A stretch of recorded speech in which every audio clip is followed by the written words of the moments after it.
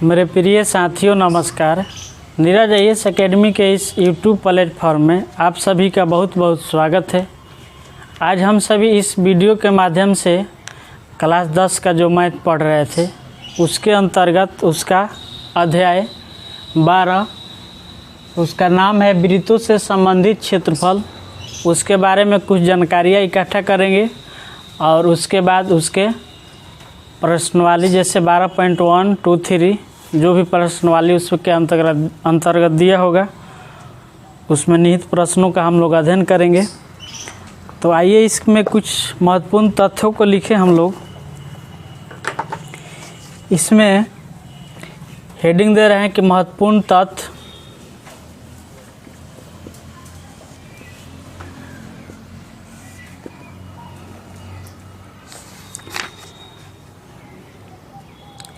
इसमें first number में हम वृत्त के बारे में लिख रहे हैं। जैसे यह वृत्त हो गया और वृत्त जो हो गया तो यह इसका केंद्र हो जाएगा और केंद्र से यहाँ तक जो दूरी आ गई यह इसका त्रिज्या होगा और यह जो गोल घेरा है यह इसका परिधि है और इस तरीक़े से टोटल आ जाएगा यहाँ से यहाँ तक, माने केंद्र ये परिधि के एक छोर से दूसरी छोर तक केंद्र से होने वाली सबसे लंबी जीवा को इसको हम लोग व्यास बोलते हैं। अगर इस तरीक़ा का होगा तो यह इसको हम लोग जीवा बोलते हैं। व्यास भी एक जीवा है लेकिन जीवा को हम अलग दर्शा दिए। तो इसमें ध्यान देने वाला बात यह है कि इसका अगर हम फार्मूला लिखेंगे तो फार्मूला नंबर 1 में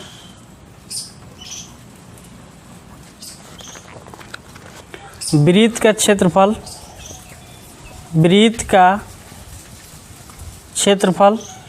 और वृत्त का क्षेत्रफल का फार्मूला होता है पाई आर स्क्वायर। इसको हम लोग आर से सूचित करते हैं। तो पाई आर स्क्वायर इसमें जहाँ पाई का वैल्यू 2 गो रखा जाता है। अगर कहीं 22/7 अगर दिया होगा बुक में तो उतना रखेंगे या 3.14 रखेंगे या कुछ दूसरा भी पॉइंट दिया रहता है जैसे 3.145 इस तरह के जो भी पॉइंट होता है इसका आगे वाला भी दिया रहता है। तथा आर वृत्त की त्रिज्या है। यह कुछ फार्मूला 1 हो गया।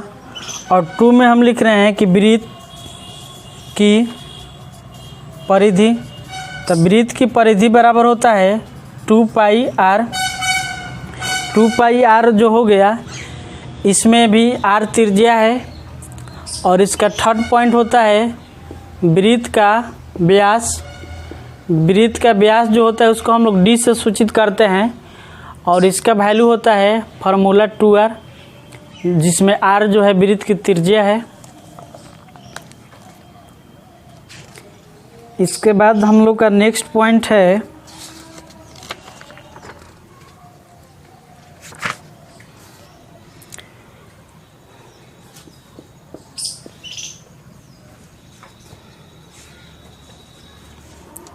इसमें हम एक और फिगर बना रहे हैं। यहाँ पर फिगर में यह वृत्त है और जो यह वृत्त हो गया इसमें ध्यान से देखिए। अगर इस तरीक़े से कोई कोण बनेगा, मान के चले कि यह थीटा हो गया तो यह हो जाएगा दीर्घ। दीर्घ का अर्थ हुआ कि यहाँ से लेकर पूरा यहाँ से यहाँ तक दीर्घ त्रिज्यखंड। और ये हो जाएगा लघु त्रिज्यखंड। ये हो जाएगा। तो नंबर 4 में हम लिखेंगे कि त्रिज्यखंड का क्षेत्रफल बराबर थीटा बटा होता है 360 गुने पाई आर स्क्वायर। आर वृत्त का त्रिज्या हो जाएगा जैसे यह आर है। इसके बाद थीटा का वैल्यू हो जाएगा अगर छोटा वाला का निकालना होगा तो इस थीटा का वैल्यू रख देंगे और ये वाला बड़ा वाला त्रिज्यखंड का हमको निकालना होगा तो यहाँ पर अभी हम थीटा लिख दे रहे हैं, तो इस थीटा का वैल्यू रख देंगे, बस दोनों का हमारा आंसर आ जाएगा। इसके बाद हम लोग का इसमें ध्यान से देखिए कि अगर इस पर चाप बनेगा तो इसमें अगर जो चाप बनाया जाएगा तो उसमें ध्यान से देखिए आप लोग क्या होगा कि 5 नंबर अगर हम लिखेंगे कि त्रिज्यखंड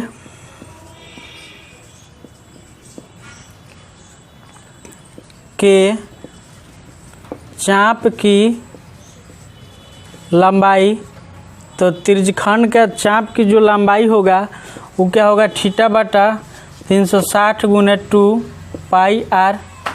और यह चाप कौन सा होगा, चाप ध्यान से देखिए, मान के चलिए ए हुआ और यह बी हुआ, तो ए यहाँ से लेके और यहाँ तक ही चाप हो जाएगा।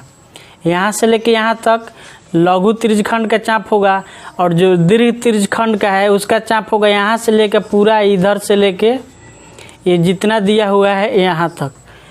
तो यहाँ पर चाप की लंबाई, तो चाप जो होता है, जैसे हमको ए बी चाप लिखना है और यहाँ पर एगो बिंदु पी हम अगर डाल देंगे तो ए पी बी, और इसको हम ऐसे कर देंगे तो कोई देखेगा तो क्या कहेगा कि ए बी पी माने छोटा वाला लघु त्रिज्यखंड का चाप है।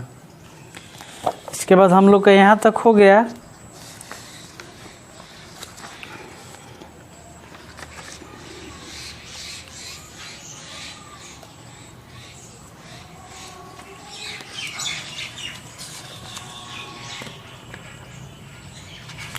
एक और फार्मूला का कहीं यूज आता है 6 नंबर कि त्रिभुज का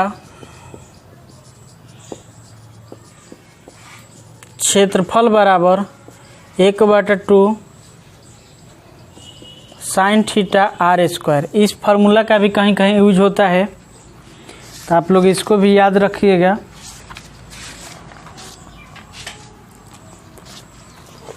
इसको हम क्लियर कर रहे हैं इधर।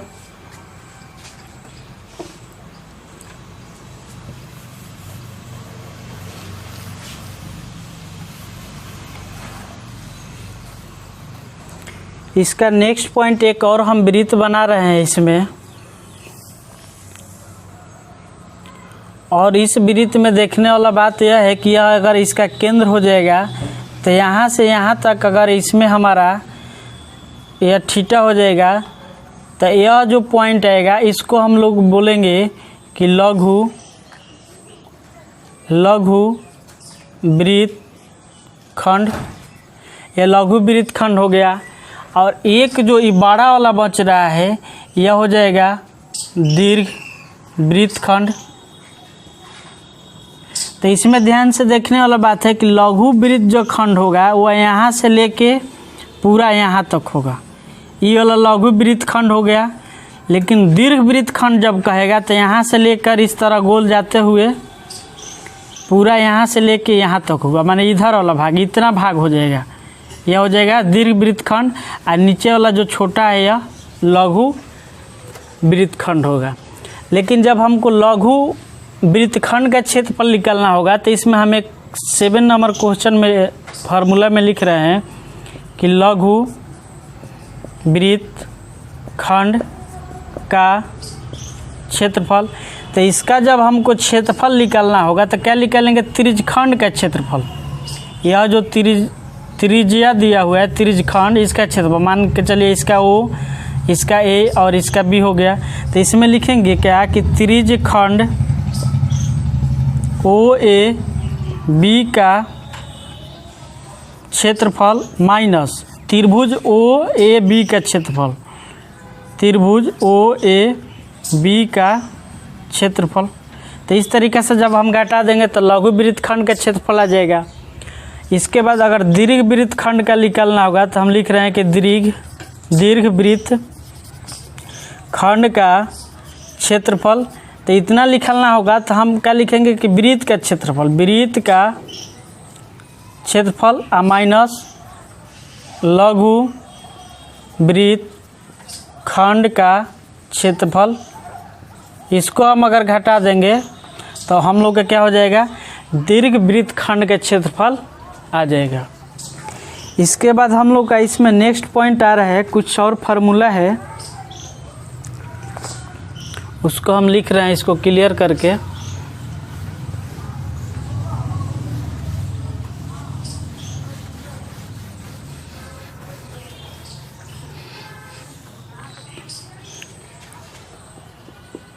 अगर यह इस टाइप का अगर एक वृत्त दिया हुआ है, यह इसका केंद्र है, इस तरीक़ा से हम इसमें लाइन खींच देंगे और इस तरीक़ा से लाइन खींच देंगे तो यह हो जाता है चतुर्थांश, माने प्रथम चतुर्थांश।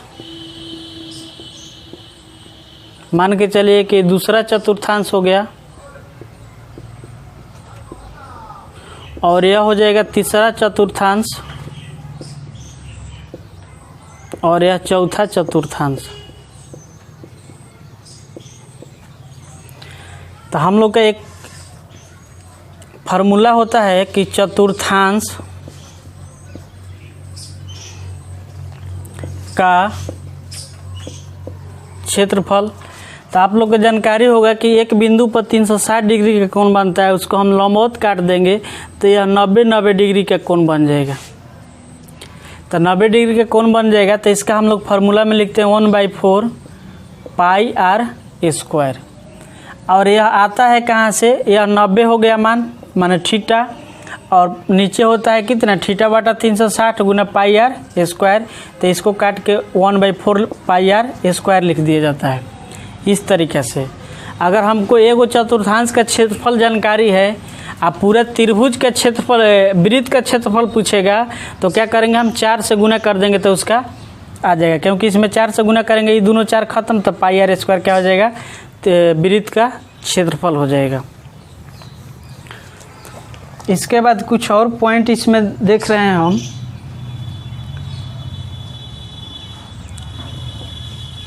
मीन जो घड़ी होती है, यह घड़ी में यह 12 बजता है, यहाँ पर यह 6, यहाँ 3 और यहाँ 9, 1 2 हो जाएगा, ये 4 5 7 और 8 10 और 11।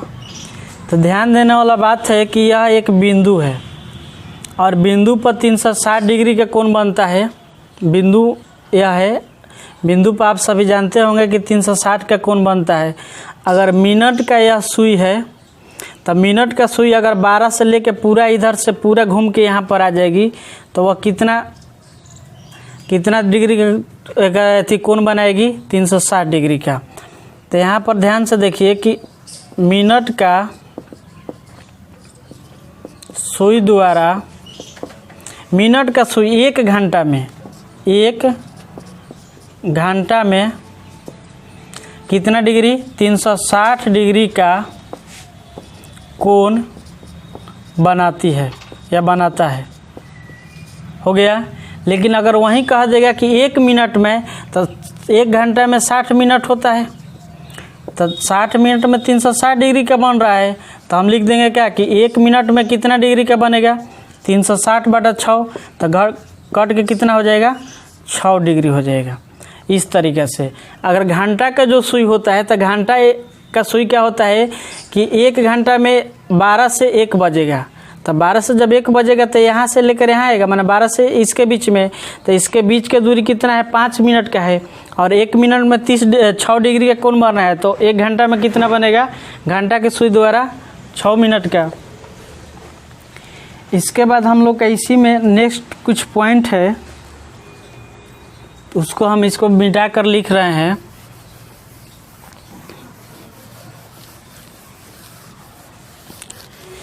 जैसे इसमें अगर आपको आ जाएगा कि वर्ग का क्षेत्रफल, तो वर्ग का क्षेत्रफल आप सभी जानते होंगे क्या होता है, भुजा स्क्वायर। वर्ग का परिमाप तो 4 × 1 भुजा होता है, और इसके बाद वर्ग का विकर्ण, तो इसका होता है √2 गुना 1 भुजा।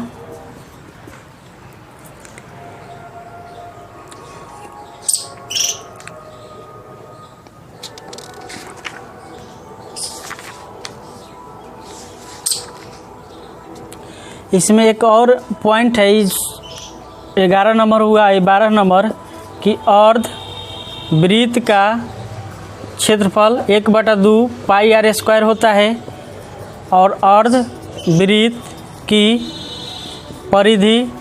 तो ध्यान देने वाला बात यह है इसमें कि अर्धवृत्त के जो परिधि होता है, तो अर्धवृत्त हम बना रहे हैं, अर्धवृत्त हम बना दिए। तो अर्धवृत्त में इसका क्या होता है, वृत्त का आधा है, तो आधा का क्या होता है 2πr/2। तो 2 खत्म हो जाता है तो πr। लेकिन ध्यान देने वाला बात है कि इसका व्यास भी होता है, तो व्यास को क्या लिखा जाता है 2r। तो πr प्लस 2r, तो इसमें हम r कॉमन कर देंगे तो पाई या प्लस क्या हो जाएगा 2 हो जाएगा। इसके बाद हम लोग का आयत का क्षेत्रफल इसमें आएगा। तो आयत का क्षेत्रफल, तो आयत का क्षेत्रफल आप सभी जानते होंगे कि लंबाई गुने चौड़ाई होता है। और आयत का परिमाप, तो आयत का परिमाप होता है 2 × लंबाई प्लस चौड़ाई। और आयत का विकर्ण, तो रूट अंडर होता है क्या लंबाई स्क्वायर प्लस चौड़ाई स्क्वायर। यहाँ तक हो गया, इसको हम क्लियर कर रहे हैं।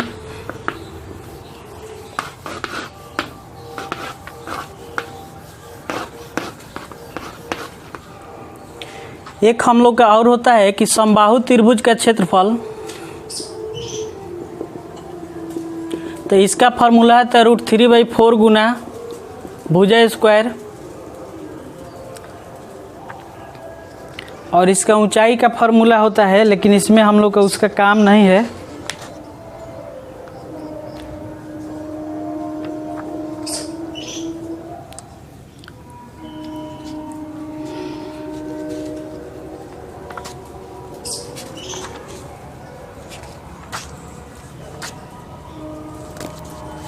तो मेरे प्रिय साथियों, इस वीडियो के माध्यम से जो प्रश्नवाल अध्याय हम लोग 12 पढ़ रहे थे, उसके बारे में हम लोग गहन अध्ययन किए। इसमें फार्मूला पढ़े और जिस जिस फार्मूला का इस सभी प्रश्नवाली में उपयोग होने वाला है उसको हम लिखे। और इसके नेक्स्ट वीडियो में हम लोग इसके अंतर्गत जो प्रश्नवाली 12.1 है उसको पढ़ेंगे। तब तक के लिए नमस्कार।